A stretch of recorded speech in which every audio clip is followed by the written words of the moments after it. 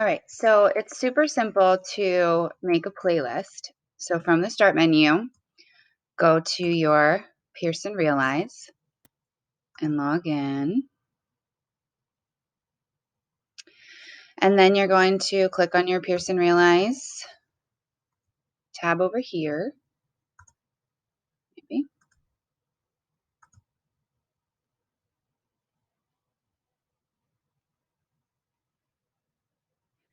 Now, once you assign, your kids will go here to classes.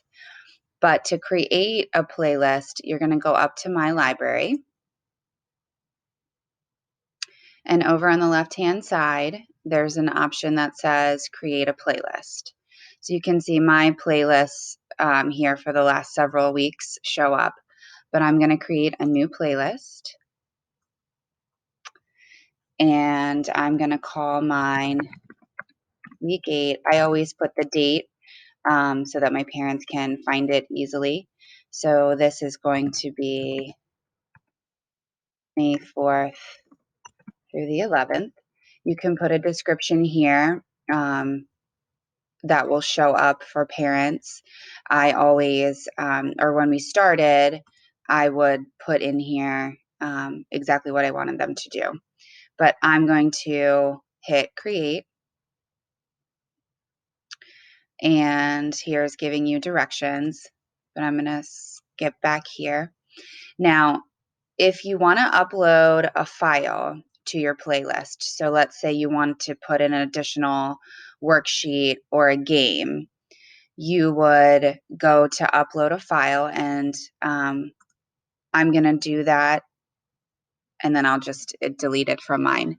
So you'll have saved it to your computer already. So I'm going to hit attach. So let's say this is for reading, but or for science, but let's say this sequencing you wanted them was a game board, and you would just hit open, give it a title,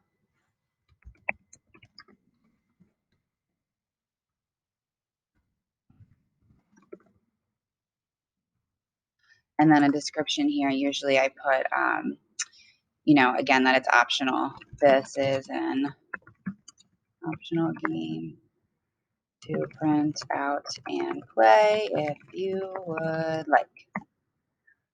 Okay, and now I'm going to hit add. Oh, agree. Make sure you hit agree here and add.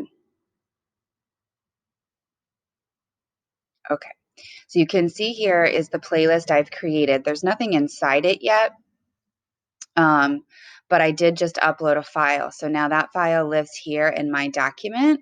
So I'm going to click on document. And then here is the sequencing cards that I just uploaded. If I want to put it inside my playlist so that it shows up when the kids log on, I just hit those three little buttons, add to playlist, and then from the drop down, make sure you hit it in the right week. Okay. So I'll go ahead and do that. Add. I'm going to hit close here because I want to keep adding to my playlist, but you could go here and you would see that it's now living inside your playlist. So that's how you add a file. Super easy. You can do the same thing with a link. So if there's an online game that you want them to play, you would add a link in the same way. Once you add it, it will live down here, and then you just use those three dots to put it in. But now what I want to do is add from the actual Pearson. So the way that you do that is you go up to Browse. Sorry, I'm drinking my coffee. And you can see I've already pulled up Avery's here. So you'll have all the courses that you are in. So you'll go to kindergarten. I'm going to first grade. And now we are in topic 12. So I'll scroll down here to topic 12. And you'll open it up. It looks just like it does when you open it up for a lesson. So I'm adding things from 12:1. And first grade, week by week, the only thing that we are asking parents to do with the kids is to watch the visual learning. So I want that video to show. So I'll go down here where it says add to playlist. and select week 8, which is where I'm at, and add. And again, I'm not done adding, so I don't want to hit go to playlist yet. I'm going to hit close. So now I'm still in here. So we have the kids do the visual learning. We assign the practice, and the practice our kids are doing in their math book. But if you assign it, then they have the option to print out those pages for that lesson. And I'm going to show you what it looks like once it's all done. So there's the practice. And then after the practice, we have them do the quick check. And this is what we use to make sure they're understanding. And we just tell our parents to please have them do it independently, even if they need help actually putting the answers in the correct way, but to not help them get the right answer. That way we know who needs extra help. So I'm adding that. Okay. So we do 2 lessons a week. So far I put in the visual learning, the practice, and the quick check. You could also attach any of these other things because you can see they all have the option to add to the playlist. So you can add optional things, the enrichment. You can also add the fluency game and the another look video. So sometimes I won't put those in my playlist, but then for a student who's struggling, I can assign that to just one student if I want to. So I'm all done with lesson 12.1, but we've been doing 2 lessons a week.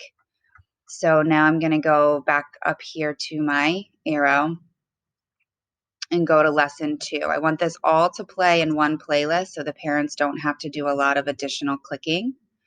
So now in 12.2, I'm just going to repeat that same process. I want the visual learning.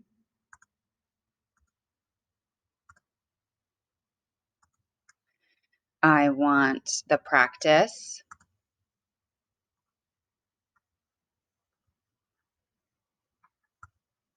And I want the quick check.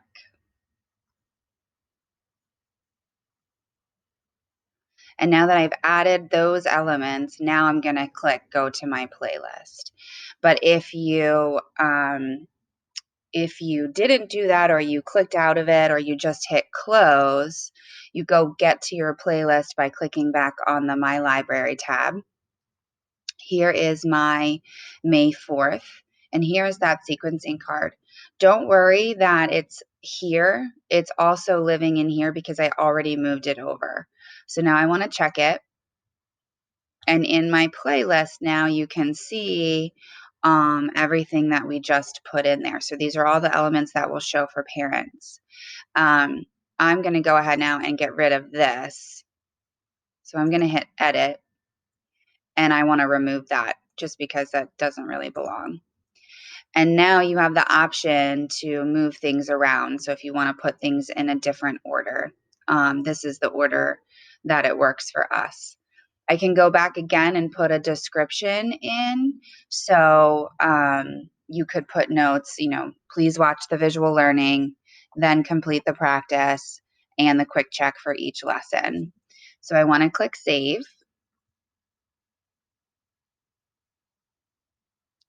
My changes have been made. And so the last step would then be to assign it to your students.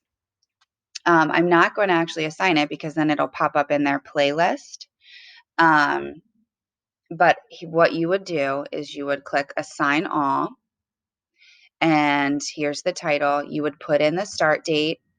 So for me, it's going to be this May 4th, and it's going to end on the 11th.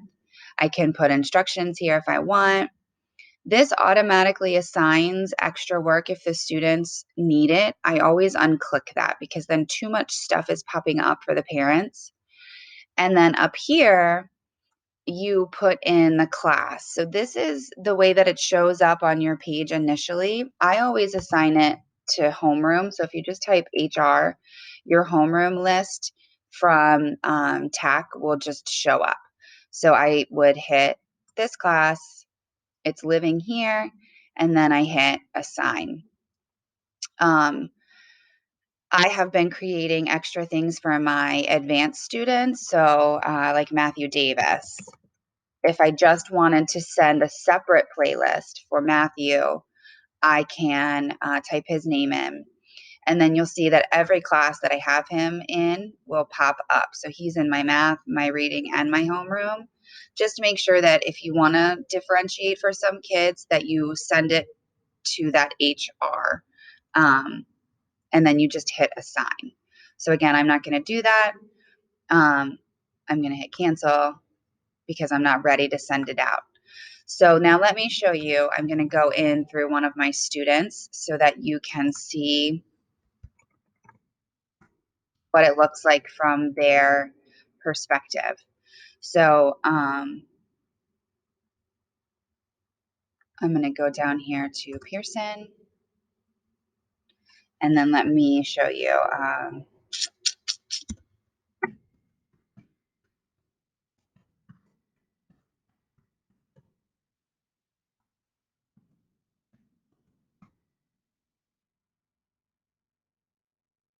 All right. So as a student, I'm in Tyler. I'll go to the same process. I'll go to Pearson. And now you can see that the due date pops up here for him. And I don't know why it says April 20th. I wouldn't worry about that. But what I teach them to do is go to the classes tile. And I am more than happy to make a video if you don't have the screencast option, or I can make a video for your parents and then send it to you. So they'll go to classes. They'll see again all their classes they're registered for, but I just shoot for the homeroom one. And I'm going to click on homeroom. And then it'll pop up here in the not started. So what I want to do is scroll down. Now, your parents, since they have never done this before, theirs will be the very first thing that shows up. But because we've been doing this, here is Tyler's for this week. Now, his week 8 doesn't show up because I haven't assigned it yet. But he'll find the right week, he'll click on it, and then everything pops up exactly the same way that it did before. And so it'll tell him that it is not started yet, and it'll give him a score when he's done. So if he clicks on here, this is the playlist as it appears for them, and they simply go from one task to the other task.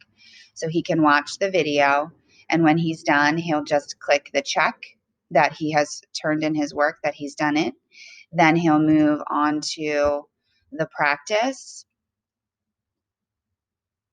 Now the parents have the option to print it out. You guys as a team will have to figure out how you're going to communicate which practice problems you want the students to do. Because you can see when you click on it here, that note doesn't pop up. So there's no way for them to see it here. So maybe an email or your Padlet or It's Learning. My kids just skip this. And so if they do it in their book, if they do the problems, they click here, mark as complete so that I can see it. And then they move on to their quick check. They start it. And then when they just move through that. And when they're all done, they hit turn in all, and it turns in all their work to me. So I'm going to toggle back. And now I want to show you what it looks like from the teacher. So now I can check and see how my kids are doing. So now I'm back in my teacher view. I go to classes. I can see my homeroom. I'm going to click on that. And now I can see for all of my students. So for this week, so far, I have one student out of 19 has completed.